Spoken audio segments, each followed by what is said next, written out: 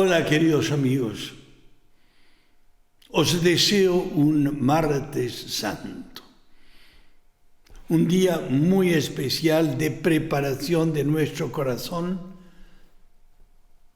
al gran acontecimiento que llamamos en la vida cristiana el Triduo Pascual, el momento central y más sagrado del año. Y por eso corresponde y toca invocar al Espíritu Santo con todo nuestro corazón. Y ya lo decíamos que el Espíritu Santo es el agua de la gracia de Dios y es al mismo tiempo el fuego. Dios une el agua y el fuego y las dos cosas son posibles en Él. Pero el Espíritu Santo es también vino. Ese vino que Jesús nos invita a tomar el día que estemos juntos en el reino de los cielos. Pero nos preparamos nuestro corazón a gustar y pregustar ese vino. Por eso te pedimos, Espíritu Santo, que vengas a nosotros. Pero ese vino se transforma en sangre. Y este es un tema muy importante en esta semana. Porque la sangre estará muy presente y a veces no entendemos del todo este lenguaje, nosotros que nos hemos habituado y acostumbrado a vivir escapando de todo lo que es el dolor.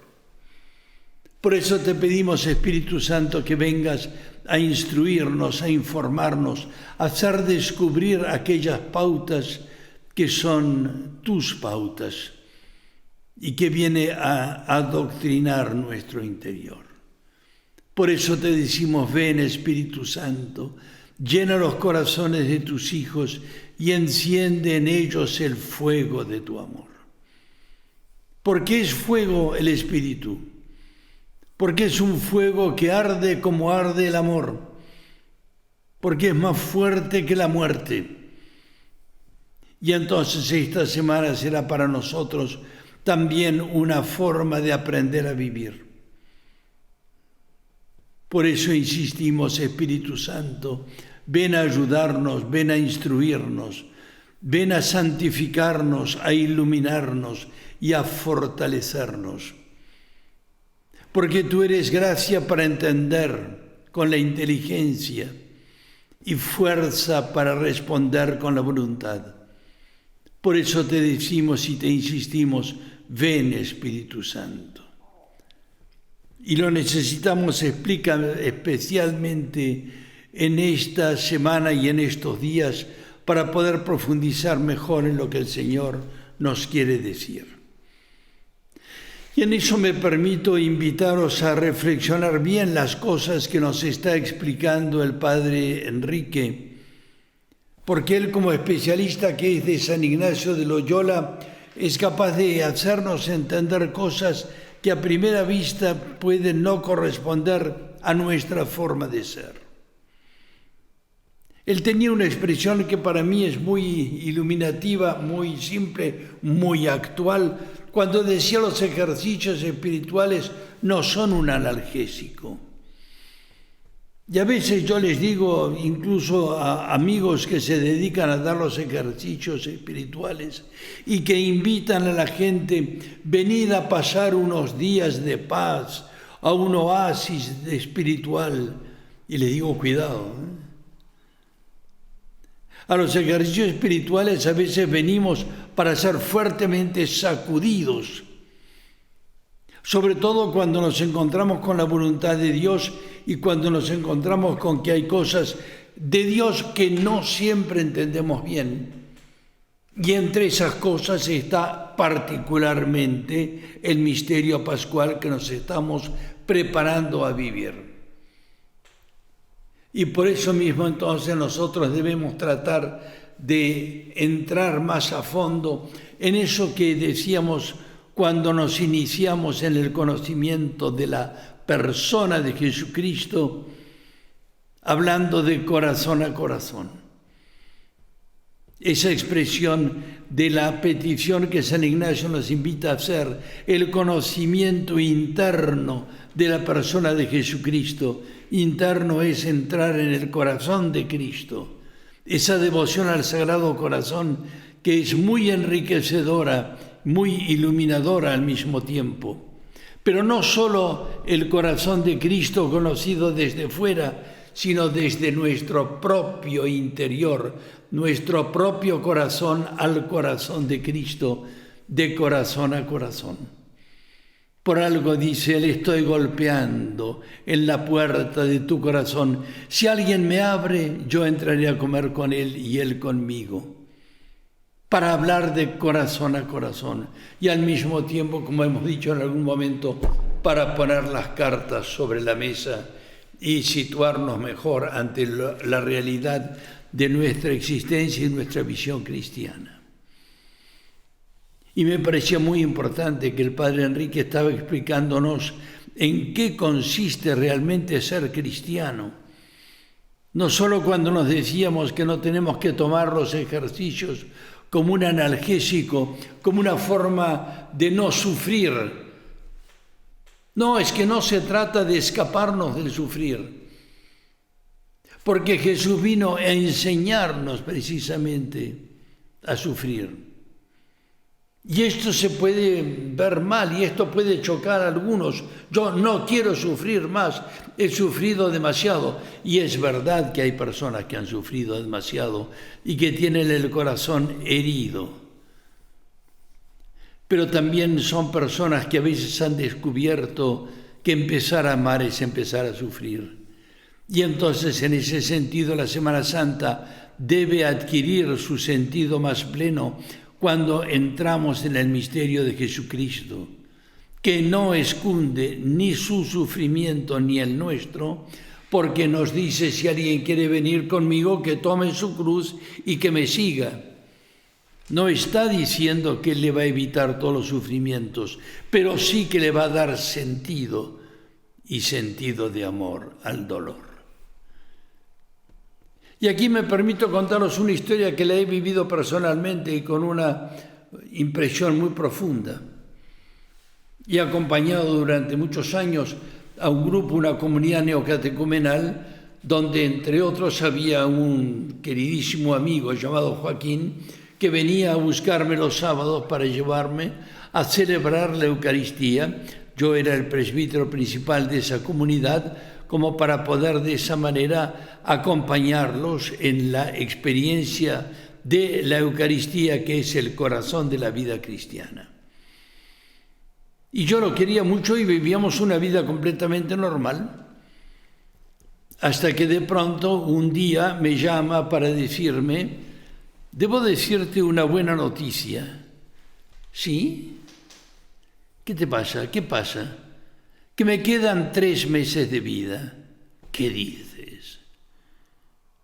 ¿Y sabes lo que he pensado?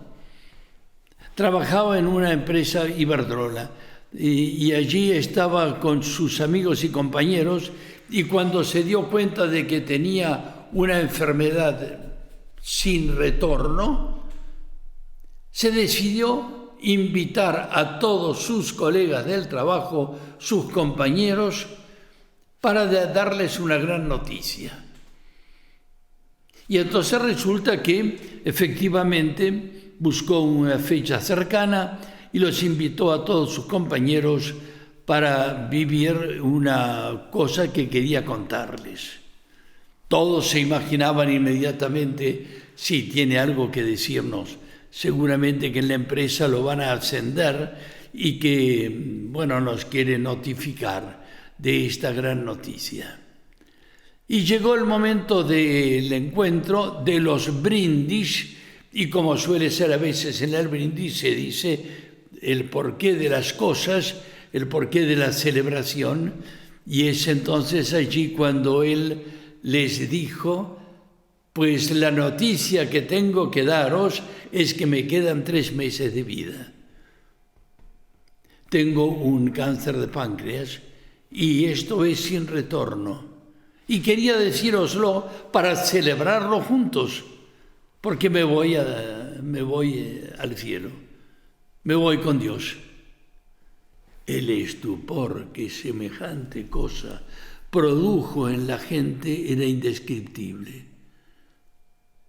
Le contestaron por correo electrónico algunos, y recuerdo en particular una de sus compañeras de trabajo que me decía: lo que me has dicho el otro día me ha dejado anonadada.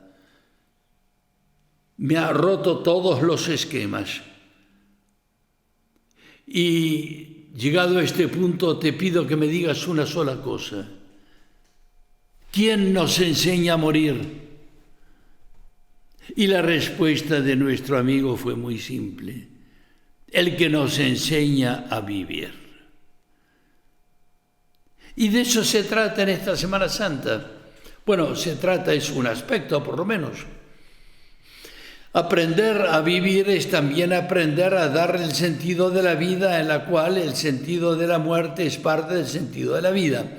Porque si no hubiese muerto es evidente que la vida no tendría el mismo sentido. ¿Quién nos enseña a morir? ¿Y quién nos enseña a vivir?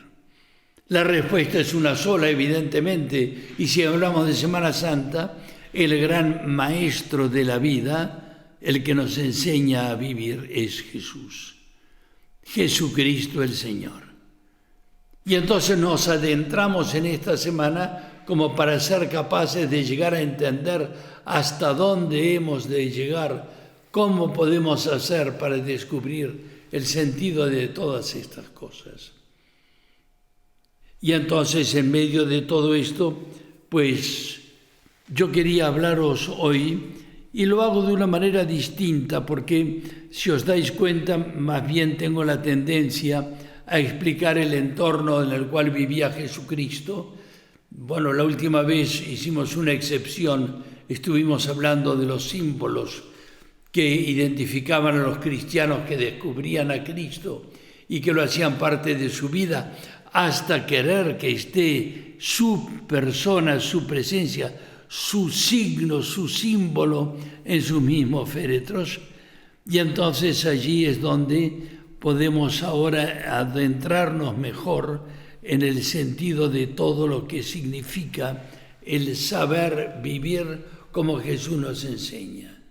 Y entonces para ello yo quería mostrarles, hablaros más bien del aspecto de lo que estaba pasando en su tiempo, de lo que estaba pasando en Jerusalén, para decir al mismo tiempo que Jerusalén iba a vivir un acontecimiento extraordinario, pero Jerusalén no estaba preparada para lo que iba a pasar.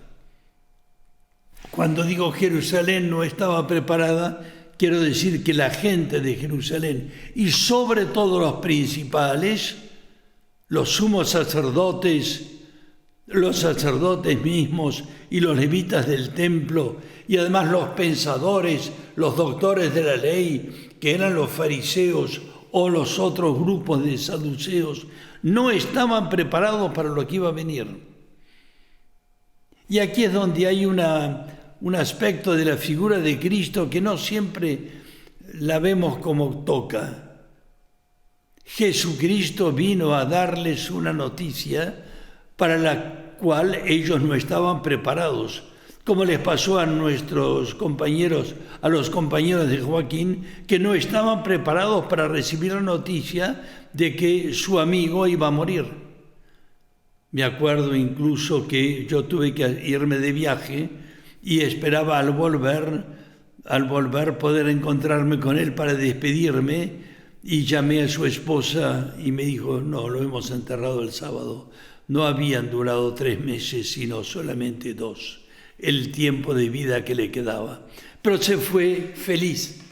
Es verdad que quedó aquí su familia, sus hijos y la más pequeña, todavía pequeña, para llegar a entender todas estas cosas, pero es un ejemplo trepidante, formidable, de que el que vive así vive una vida en plenitud, porque le ha dado sentido no al dolor, sino al amor. Amar hasta el exceso.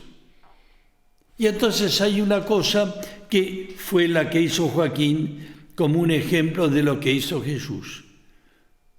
Jesús vino al mundo y fue un provocador. Es que venía a traer una noticia que la gente no estaba dispuesta, no estaba preparada a entender.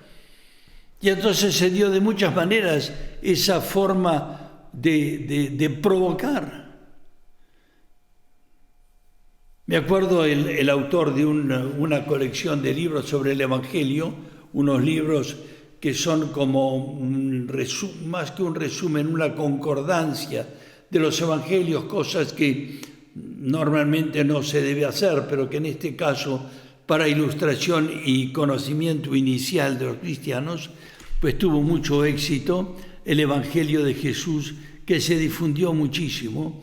Y don Pablo, que es el que trabajó en ello, un sacerdote muy amigo de Italia, de la congregación de San Cayetano, pues él mismo definía a Jesús con una palabra muy simple y que para mí es sintomática de quién es Jesucristo. Y decía, Jesucristo es el hombre más humilde de la tierra, que sin embargo tuvo pretensiones inauditas. Si alguno de vosotros ha podido seguir los textos que estamos leyendo en estos días preparatorios a la Semana Mayor, en la que ya estamos, puede llegar a comprender hasta qué punto Jesús fue terrible. Más aún es sobre todo el Evangelio de San Juan, en donde Jesús se declara el Hijo de Dios. Se llega a llamar a sí mismo yo soy, con la misma palabra con la cual se había revelado Dios a Moisés en el monte Sinaí, cuando su nombre dijo él que era yo soy, Yahvé. Yo soy el que soy, e irás a decir a tu pueblo, al pueblo, a mi pueblo, yo soy, me envía a vosotros. Y Jesús utiliza esta palabra yo soy de una forma irritante, a veces como casi incomprensible para algunos. Y lo hace de muchas maneras. El capítulo 5, capítulo 6, el capítulo 7 en San Juan, todos ellos. En el 5 se presenta a él como superior a Moisés, y eso solo era una forma de provocar de una manera inaceptable, terrible, imposible. Y en el capítulo 6 se presenta como el pan de vida. Ya hemos estado hablando de esto, y diciendo, yo lo resucitaré el último día. Pero ¿quién es este hombre? Y es verdad que había habido junto a sus apóstoles algunos momentos como es la tempestad calmada o la pesca milagrosa, cuando San Pedro cae a los pies de Jesús. Es interesante porque lo aferra contra su pecho los pies de Jesús y le dice, apártate de mí que soy un pecador. Pero lo tenía muy aferrado para que no se le escapara. ¿Y quién es este hombre? Dicen los apóstoles, que hasta el viento y el mar obedecen. Pues es el creador del cielo y de la tierra, que hizo todas las cosas en el mundo. Y ese es el Jesús que se presentó como un peregrino, como uno más, dirá San Pablo, como un cualquiera. Presentándose como un cualquiera, se hizo obediente hasta la muerte y la muerte de cruz. Bueno, la muerte en cruz era peor que de un cualquiera, no cualquiera un esclavo. Porque Jesús será reducido a la condición de esclavo. Y en eso mismo también, en la reflexión posterior, porque no solamente está lo que pasa durante su vida, sino lo que ocurre después, en donde Jerusalén misma será conmocionada. Y todavía si seguimos con los capítulos siguientes de San Juan, hay que decir que en el capítulo 7, que es nada menos que la fiesta de los tabernáculos, podríamos describirlo si yo tuviese todos los medios de un canal de televisión, podría mostraros la gran muralla de Jerusalén, donde estaba el templo, una muralla imponente. Tenía 360 metros de largo. Y además, como estaba junto y frente al Valle del Cedrón, con la caída de todo en una de las esquinas hacia el sur, estaba el pináculo del templo, una altura muy grande, que el diablo le dijo, tírate abajo, total, a ti no te puede pasar nada. Ya dijo Dios que los ángeles te protegerán. Y Jesús se va imponiendo poco a poco porque va diciendo más de lo que los suyos esperaban, porque no estaban preparados para escucharlo. Y Él va avanzando, y así es como en Jerusalén nos encontramos que se va creando un ambiente muy especial. Y hablando de esa muralla de Jerusalén en el extremo sur abajo, cuando bajaba el Cedrón, precisamente porque sabéis que debajo de todo río hay un río subterráneo, y eso es el río subterráneo que alimentaba la fuente de Siloé, donde Jesús, no solo Jesús, sino la misma ciudad de Jerusalén se alimentaba de agua. Y en el día principal de la fiesta de los tabernáculos, unos meses antes de la Semana Mayor en la que estamos ahora, pero Jesús ya había hecho una provocación terrible. Se trataba del día principal, así lo dice en el capítulo 7, San Juan, el día principal de la fiesta, cuando el sumo sacerdote había bajado con un ánfora en una procesión solemnísima, en medio de cantos y de sonidos musicales, porque tenían distintos instrumentos. Los sacerdotes eran numerosísimos en el templo, y entonces había arpistas, había trompetistas, había símbolos, había también liras, y las trompetas tenían una función especial, porque claro, el sumo sacerdote no se lo veía, porque era muy grande la multitud, y cuando entraba dentro de la fuente de Siloé y metía el ánfora en la fuente y la llenaba de agua para llevarla después en procesión hacia el altar de los holocaustos, pues en el momento en el cual sumergía el ánfora es cuando sonaban las trompetas, un poco como cuando las campanillas, para los que no ven, suenan, que es el momento de la consagración de Jesús en la Eucaristía. Pues en ese momento todo el mundo alababa al Señor, y con sus ramas y sus, no hablo del Domingo de Ramos, también alababan al Señor, manifestándose a través de la naturaleza. Y el sumo sacerdote, en un acto muy solemne, subía con el ánfora como en un acto de veneración, porque era la fiesta del agua con la cual Dios alimentaba su ciudad, y iba al altar de los holocaustos, que estaba, ya hemos mostrado un poco en la simbología del templo, el altar de los holocaustos donde se hacían los sacrificios de los animales, donde el fuego había sido encendido más fuerte que nunca, porque cuando llegase el sumo sacerdote derramaba el agua sobre el fuego, se producía una gran nube de vapor, naturalmente, pero esa nube representaba la presencia de Dios para todos ellos. Un momento solemnísimo. ¿Y sabéis vosotros qué hizo Jesús? En medio de esa fiesta, la fiesta del agua, se puso a gritar, dice San Juan: si alguien tiene sed, que venga a mí y que beba del agua que yo le daré. Dios mío, ¿cómo se atrevía a decir algo así? Y ahí es donde vemos que realmente, me acuerdo cuando un hombre se enteró de todo esto y se ponía a leer con detalle el Evangelio, decía realmente, para los que no entendían a Jesús, era para matarlo.